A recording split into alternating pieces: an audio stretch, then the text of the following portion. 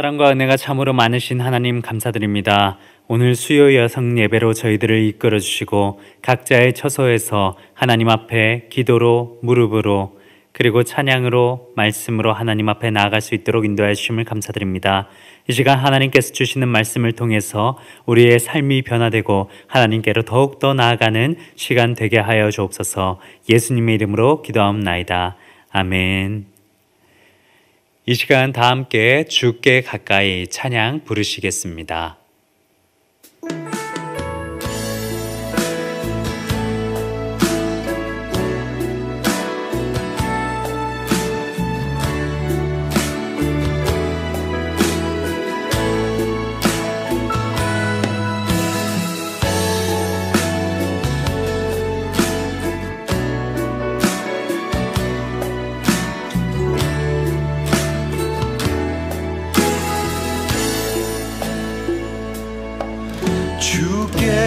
가까이 날 이끄소서.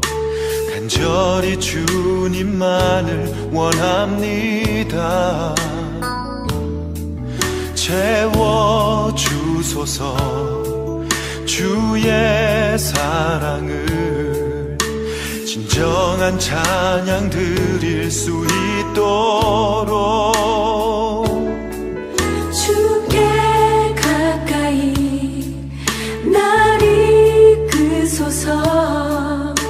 간절히 주님만을 원합니다. 채워주소서. 주의 사랑을 진정한 찬양 드릴 수 있도록 목마른 나의 영혼 주를 부르니 나의 맘 만져 주소서. 주님만을 원합니다. 더 원합니다. 나의 맘 만져 주소서. 주께 가까이 날 이끄소서. 간절히 주님만을 원합니다. 채워주소서. 주의 사랑을 진정한 찬양 드릴 수 있도록 목마른 나의 영혼 주를 부르니 나의 맘 만져 주소서. 주님만을 원합니다. 더 원합니다. 나의 맘 만져 주소서. 목마른 나의 영혼 주를 부르니 나의 맘 만져 주소서.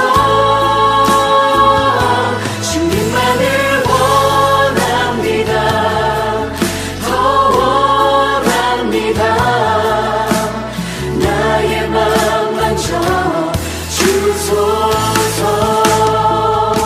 목마른 나의 영혼 주를 부르니 나의 맘 만져 주소서. 주님만을 원합니다. 더 원합니다. 나의 맘 만져 주소서. 나의 맘 만져 주소서.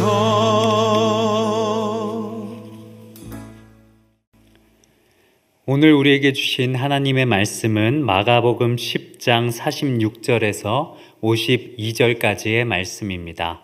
마가복음 10장 46절에서 52절까지의 말씀을 제가 봉독해 올립니다. 그들이 여리고에 이르렀더니 예수께서 제자들과 허다한 무리와 함께 여리고에서 나가실 때에 다데오의 아들인 맹인 거지 바디메오가 길가에 앉았다가 나사렛 예수시란 말을 듣고 소리질러 이르되 다윗의 자손 예수여 나를 불쌍히 여기소서 하거늘 많은 사람이 꾸짖어 잠잠하라 하되 그가 더욱 크게 소리질러 이르되 다윗의 자손이여 나를 불쌍히 여기소서 하는지라.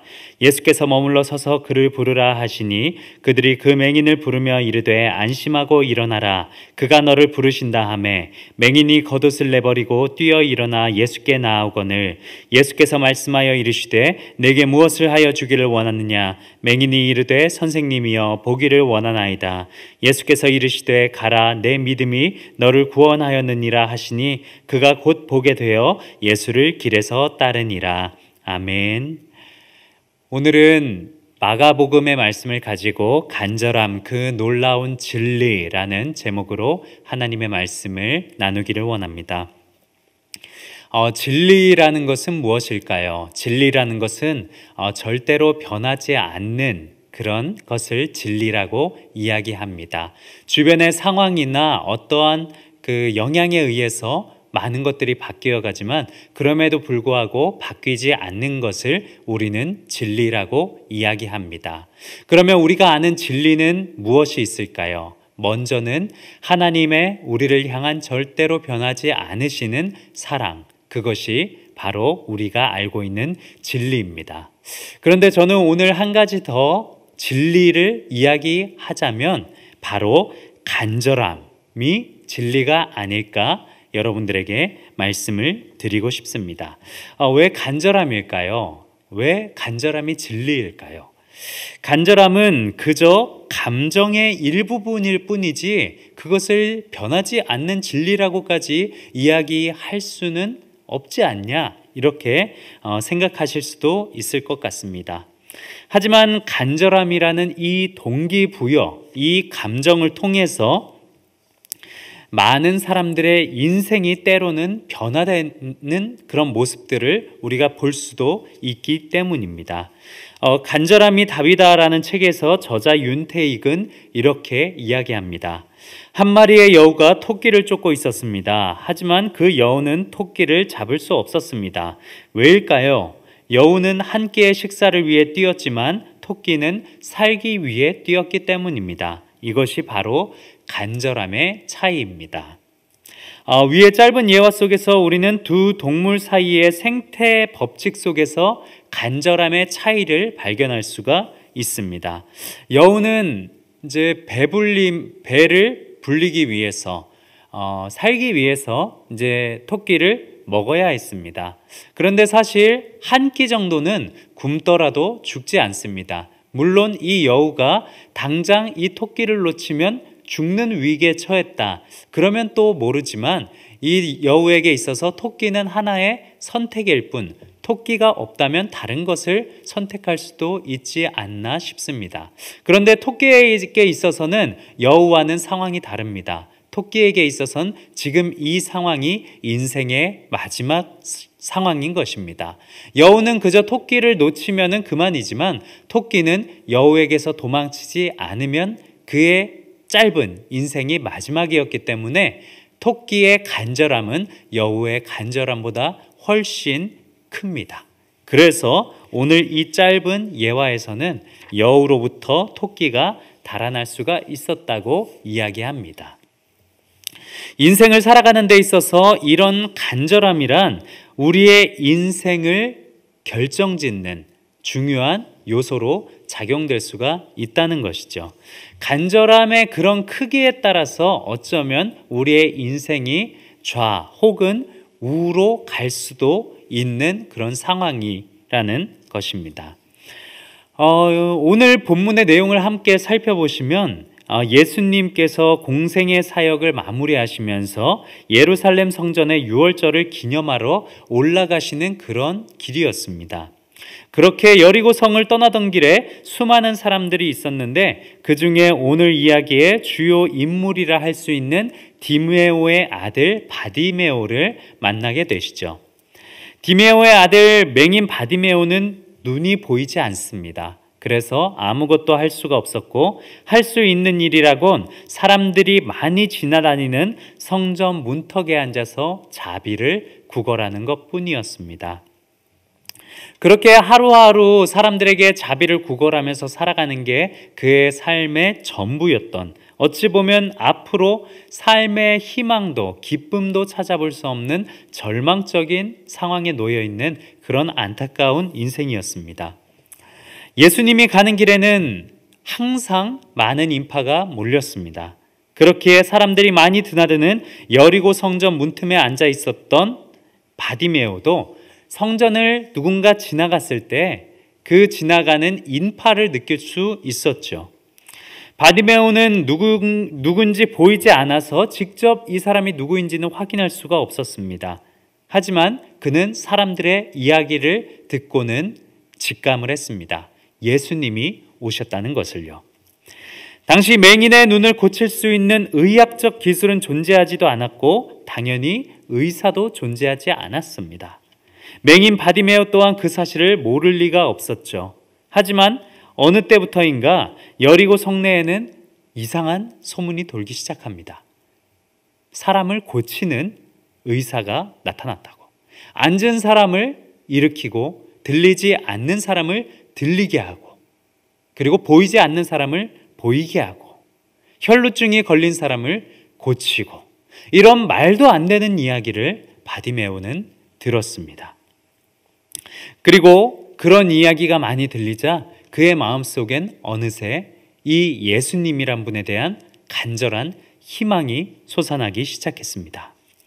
예수님을 만나면 볼 수 있다. 이것이 그의 마음 가운데 삶의 비전이 된 것이죠.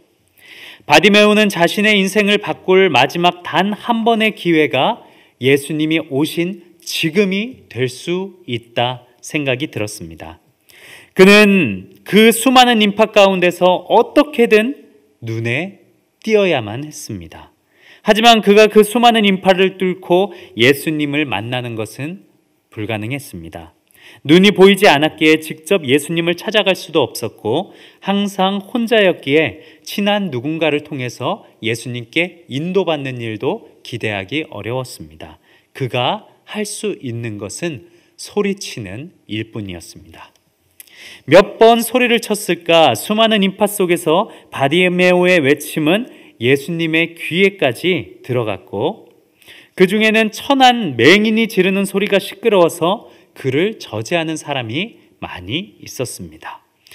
하지만 바디메오는 그 가운데서 계속해서 예수님에게 소리를 질렀습니다. 다윗의 자손 예수여, 다윗의 자손 예수여, 나를 불쌍히 여기소서, 나를 불쌍히 여기소서. 그 누구보다도 간절하게 외쳤습니다. 그가 할 수 있는 것이라곤 소리를 지르는 것뿐이었으니까요. 보고자 하는 절박함이 그를 더욱 부르짖게 하였고 그 부르짖음은 예수님의 귀에까지 들리게 되었습니다. 예수님은 고개를 돌려서 바디메오를 주목하셨고 그를 불러서 그의 눈을 고쳐 주셨습니다. 바디메오의 이런 간절함이 예수님을 보고자 하는, 예수님을 만나고자 하는 간절한 외침이 결국 그의 인생을 뒤바꿔 놓은 것이죠. 절박한 부름 때문에 예수님은 바디메오의 부르짖는 소리를 들으셨고 그리고 그를 부르셨습니다. 맹인을 부르면서 내가 이제 보게 될 것이다. 그의 눈을 고치게 된 것이죠. 사실 예수님의 이적에 관한 내용들도 수없이 많이 나옵니다. 여러 가지 이적들이 많이 나오지만 이 내용들을 자세히 한번 살펴본다면 거의 대부분이 병자의 병을 낫게 해주시기 위해서 예수님이 먼저 찾아오시는 부분들이 많이 있습니다. 그런데 오늘 이 바디메오만큼은 자신이 낫기 위한 한 가지 간절한 소망으로 여러 사람들의 핍박과 그리고 여러 사람들의 만류에도 불구하고 예수님에게 절박한 심정으로 계속해서 찾고 간절하게 예수님을 부르는 모습은 이 바디메오가 다른 병자들보다 더욱더 간절한 위기에 놓여 있구나라고 생각을 하게 됩니다. 그리고 결국 그의 눈을 고침받고 새로운 인생을 살게 되었기에 이 이야기는 더욱더 감동적이고 아름다운 이야기로 보여집니다. 조금의 의심이나 혹은 지금까지 살아왔던 것처럼 성문 곁에 앉아서 남들이 주는 돈으로 하루하루를 살아가는 삶에 만족했더라면 절대로 낳고자 하는 간절한 소망이 생기지 않았을 것이고 그는 그렇게 인생을 마감했을 것입니다. 하지만 맹인 바디메오는 간절히 보기를 원하였습니다. 성전 문지방 곁에 앉아서 구걸하면서 사는 삶을 더는 하고 싶지 않았고 더욱 나은 삶을 살기를 소망했습니다. 그의 간절함의 크기는 결국 그의 눈을 닫게 하는 놀라운 기적으로 이어지게 만든 것이죠. 사랑하는 성도 여러분, 간절함이란 우리의 삶에 있어서 인생의 성패를 좌우하는 중요한 부분입니다. 맹인 바디메오를 통해서 이 간절함이 얼마나 놀라운 결과를 가져다 주는지 우리가 함께 느낄 수 있었죠. 간절함이란 단순히 감정의 한 요소가 아니라 우리에게 동기부여를 일으키고 그에 반응하는 우리의 노력으로 우리에게 놀라운 결과를 가져다 주는 하나의 진리와 같다는 것입니다. 오늘날 한국 교회가 많이 쇠퇴한다고 이야기합니다. 그 원인이 무엇일까요? 여러 가지 이유를 들 수가 있겠지만 그 중에 한 가지를 이야기하자면 풍요로운 삶이 아닌가 싶습니다. 풍요로운 삶 가운데서 우리는 신앙의 간절함을 점차 잊어갑니다. 성경에서도 볼 수 있듯이 이스라엘 백성들은 그들이 살아가다가 만족할 만한 삶을 살아가거나 풍요로워지면 하나님을 잊었습니다. 그러다가도 하나님께서 이스라엘 백성들을 정신 차리게 하기 위해서 그들을 치면 그들은 다시 하나님을 간절하게 붙잡았죠. 한국 사회는 풍요롭습니다. 일제 치하의 압제 속에서 살아갈 때나 6.25 전쟁 참사의 결과로 앞날을 위해서 처절하게 몸부림치면서 살아가는 그런 삶의 필요성이 없어졌죠. 먹고 싶은 음식이 있다면 언제든 먹을 수 있고 하고 싶은 것이나 여행을 가고 싶다면 원하는 때에 갈 수가 있습니다.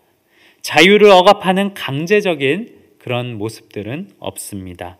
부족한 것이 없기에 우리는 우리의 삶 속에서 나 자신이 하나님이 되어서 내가 하고 싶은 것들을 얼마든지 컨트롤하면서 살아갈 수가 있는 그런 삶을 살고 있습니다.